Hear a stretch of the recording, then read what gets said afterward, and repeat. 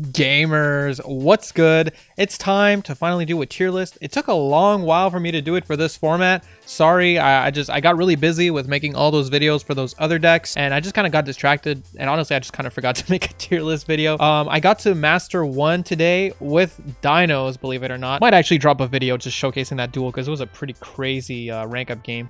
But yeah, we got to Master 1. I have a pretty good overview, I think, of the format at this point. I kind of have a decent idea for the most part of what it's looking like. So without further ado, guys, let's just start with doing the top tier, as I like to do with my tier list. I like to start with the top tier because the rest of the format kind of is balanced around that. So it's kind of hard to explain the tier list without just telling you what the best decks are in the first place. So I think it goes without saying that in tier 1, we have Vanadium, as well as Super Heavy Samurai, if I can just find it here. We had a pretty big discussion about this in my Discord, and I was trying to figure out which I think is better. And the more we argued, the more I was just unable to come to a conclusion. The argument is they're both comparably about as good going first. Super Heavy Samurai has better consistency, but I would say this deck, for one, is more flexible and better at going second because it can run spells and traps. It can run board breakers like Droplet or Dark Ruler No More if you're not based. Whereas this deck right here, it's so insanely consistent and like half the deck is like starters. That being said, this deck can run less outs to Max C and less outs to Droll than this deck, but they both lose to Max C and Droll. There's a lot of interesting arguments. Then you could say, well, if you Max C this deck, they can just make Baguska pass, whereas this deck, if they get Max C'd, they're like giving their opponents 3-4 draws just to get the Baron de Fleur, right? Very, very hard to pin down which of these two is better. Is it better to have more outs to Max C? Is it better to have a better play into Max C? It's pretty debatable, so I'm kind of done with that debate. You can just look at these two decks as even for me. And to be honest with you, I don't even think they're the best decks in the format. The thing that's going on in this format is everyone's running Droll. Everyone's running Max C. If you can run D-Shifter, you run D-Shifter. It's a lot of big blowout cards that just stop both of these decks from comboing off. Like, D-Shifter is a death sentence for both of these. Droll is a death sentence for both of these most of the time. And then you have a deck that doesn't care about Shifter, that doesn't care about Droll, that kind of cares about Ash, and doesn't really care much about Max C. Of course, I'm talking about Branded. And they run in-engine bestials, which are useful in a lot of matchups, such as the Vanadium matchup and the other top tier, Mathmech.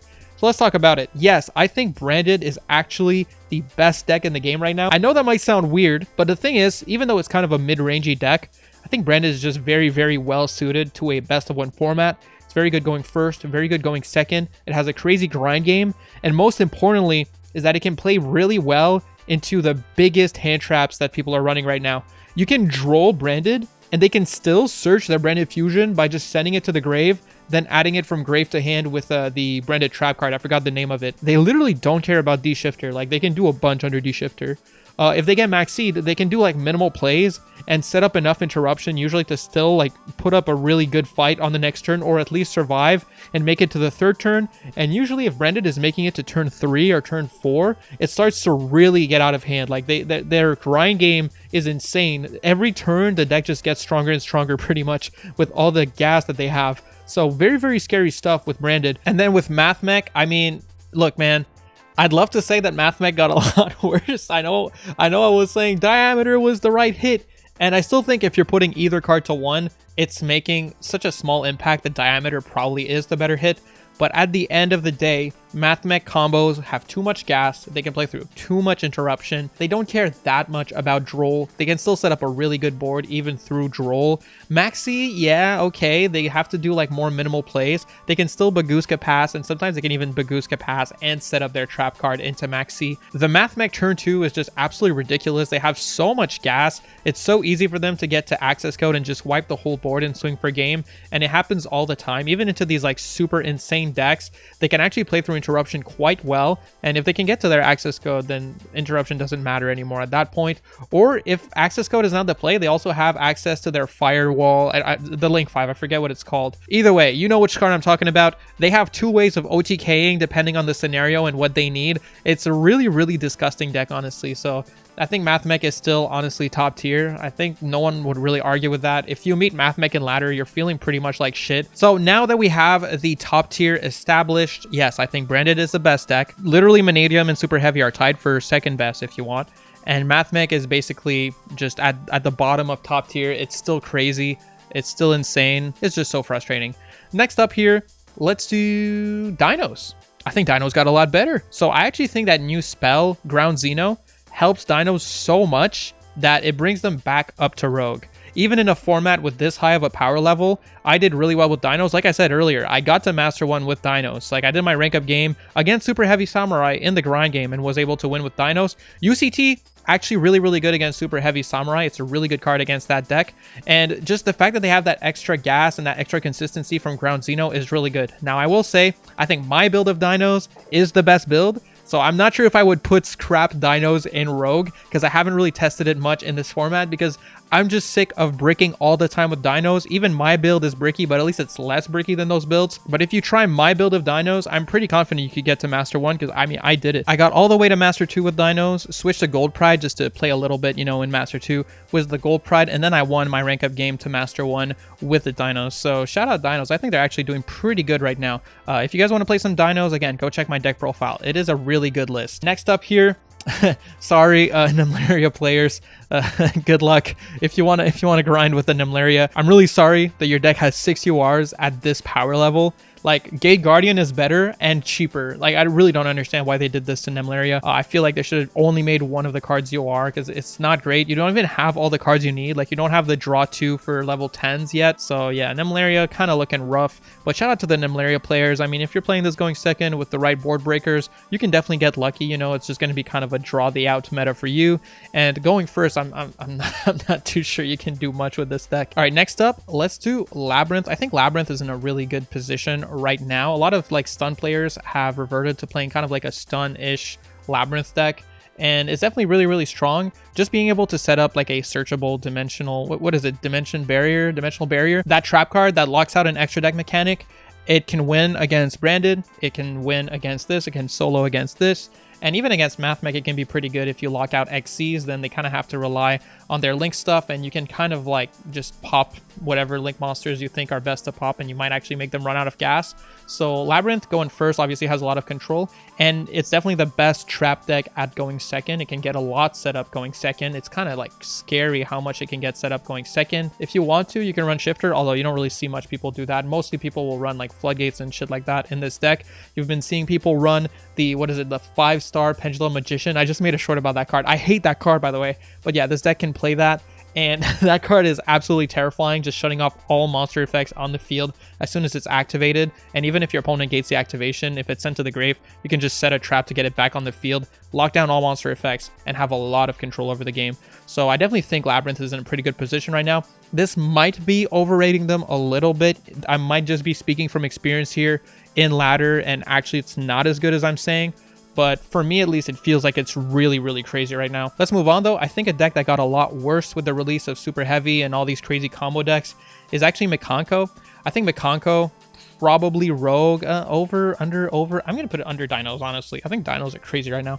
Makono, honestly, is just Lava Golem is just not enough right now. Like, if you Lava Golem into a Super Heavy board, you still have to contend with a couple of interruptions that are going to make it pretty hard to set up enough to go for game. And if you can't go for game, like Super Heavy will absolutely overwhelm you on turn 3. So I think a going second strategy like this is just not great for this current format, unfortunately. Now, to be fair, you could run the raw sphere mode, but that comes with its own issues when you're playing against like different decks, because it's not the kind of format where you're only seeing the top decks. There's pretty good variety right now, I would say, in the format. So, you know, raw sphere mode into Branded can be pretty bad to Mathmech also. It really depends on what you're playing against, right? Next up, oh man, this one went way down. Whew. Okay, best Rogue deck, top of Rogue. Guess what? So who's that? Who was the little ears? Yep, Pearly. Pearly, bro. No, Dinos is not as good as Pearly, let's be real. Pearly lost a lot. First off, Pearly, this is not your format to be playing Pearly. Droll's everywhere, and Droll completely shits on Pearly. So not the best format to be playing Pearly based off that alone. Not to mention the fact that now with only one Delicious Memory, they don't have like a guaranteed Delicious Memory off of Pearly Noir. So that makes it pretty rough for them, since Plump is basically their most valuable like E-Pearly monster in the extra deck. So having less Plump access, as well as being in a format where people are playing Shifter and Droll constantly, it's just not the best look for this deck right here. Gold Pride Punk, I think, is almost tier 2. I'm not really comfortable putting this deck up in tier 2 because going second, even though going second is rough for pretty much every deck in this current format, I feel like it's especially rough for this deck. It can't necessarily play through that much interruption. It's pretty hand dependent how much interruption you can actually play through. So I don't really feel comfortable putting it higher than tier 3.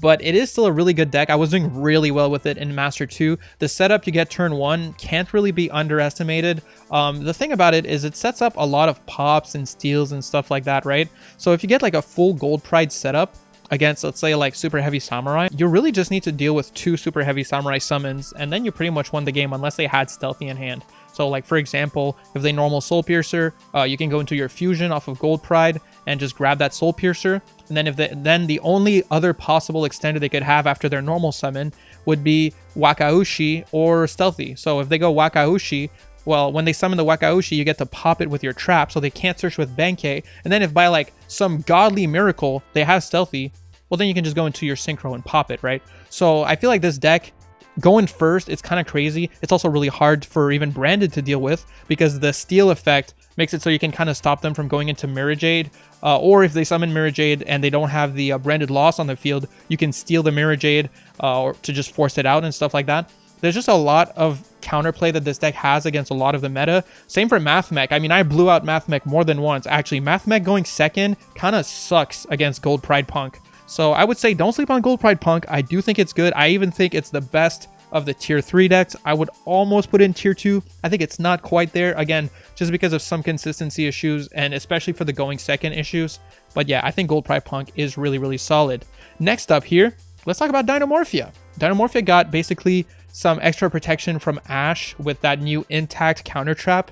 It's a really, really good counter trap. Also, if they get to activate it that turn, they basically can't die by battle that turn. So yeah, Dynamorphia is really scary. I'm feeling pretty comfortable putting Dynamorphia in tier 3, like under Gold Pride Punk. I think Dynamorphia is just like in a pretty good spot right now. I definitely don't think it's as good as Labyrinth. It's not nearly as good at going second as Labyrinth. So I definitely don't feel comfortable putting it up there.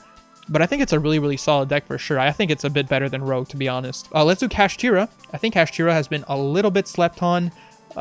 Is it better than Dynamorphia? Sheesh, I don't know, dude. Probably because of going second. It has a better going second turn than Dynamorphia. I'll put Kashtira just above Dynamorphia here. It is tier 3. I think Kashtira is quite good right now. A little bit slept on. The Arise Heart kind of clears a lot of these decks. The only deck that Arise Heart doesn't clear in the top tier is Branded. So I think just off Arise Heart alone, you can put Kashtira pretty much right up here. They did lose a little bit of consistency, but you know, you can play Kashtira with the Zodiac, you can play Kashtira with Punk, although you don't really see that anymore. You know, there's a lot of other things that you can run alongside Kashtira to help boost its playability and add more plays and more gas to your deck. So I definitely don't think you can sleep on this deck. I think especially Zoocash is a really, really solid pick. Next up here, let's do what I think is almost tier 1, but not tier 1, but definitely top of tier 2. Vanquish Soul. I think Vanquish Soul is crazy. Vanquish Soul is super good. Why? Well, because Vanquish Soul can run Shifter, and Vanquish Soul can play into Droll pretty well. I mean, if you normal Razen search and then you get Drolled, it's really not that big a deal, right? You can just, you know, link off, add the Razen back to your hand on your opponent's turn, summon Razen, search something else, and then you pretty much get the pop off Razen. You can summon your big boy, get another pop if you need it. Like, there's a lot of things this deck can do. It's pretty hand dependent, but not too hand dependent when you're playing into Droll. Playing into Maxi is also not really a big deal for Vanquish Soul, so I definitely think it has that going for it. The one thing though about Vanquish Soul is I do think it's a little unimpressive at going second against these crazy ass decks right now. I mean, it has a good grind game, but going second into like the amount of interruption that the decks are setting up right now is pretty tough for Vanquish Soul. So I think that definitely dials it down a little bit. Oh, also their consistency can be an issue, but that's neither here nor there. And we only have 2 decks left for this list here. So another deck that I think is tier 3, and I think is probably at the bottom of tier 3, just above Rogue. I think Swordsoul is having a resurgence right now in play for a good reason. I think just the fact that we have such amazing hand traps in the format right now that are just so game-winning really helps a deck like Swordsoul shine. Swordsoul is a deck that loves to just run a shit ton of hand traps, and you know, it doesn't take a lot to get your plays going. So yeah, am I just saying that because you're playing Swordsoul, you're always going to have Droll in your hand and is going to win you the game? Yeah, I'm basically saying that. That's why I'm putting Swordsoul in tier 3. And finally here, Exosister.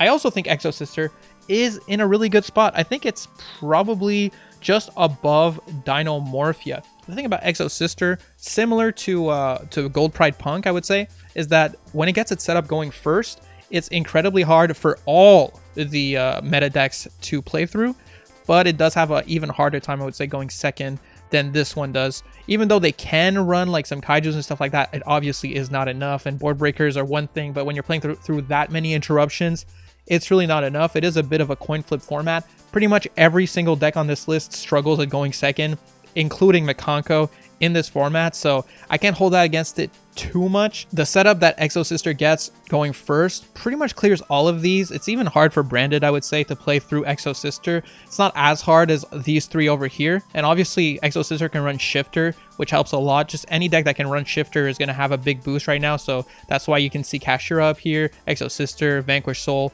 You know, D-Shifter is just crazy right now. It clears all three of these, which are really, really popular. Obviously, Shifter doesn't clear this one, but you know, you can't like you can't win them all. You know, that's just what it is right now. But I'm really Branded pilled at the moment, dude. The more I think about it, the more I think Branded is just too crazy, this format. I discussed this with Mazinger in my Discord, and I was convinced, bro. I couldn't argue with it. I can't see a good argument for this not being the best deck. It's so good in a best of one format. I mean, like, the grind game is insane. Going second, going first, whatever. We do what we gotta do. I can play through Duel, play through Shifter, play through even Nibiru. Like, yo, this deck is just crazy. So if you guys think that's crazy, let me know why in the comments. I'd love to hear your takes, obviously, as always. And if you haven't dropped a like on the video yet, make sure to drop one. I should have asked at the start of the video, actually, but please, I hope you're gonna do it. Oh yeah, and subscribe if you haven't already.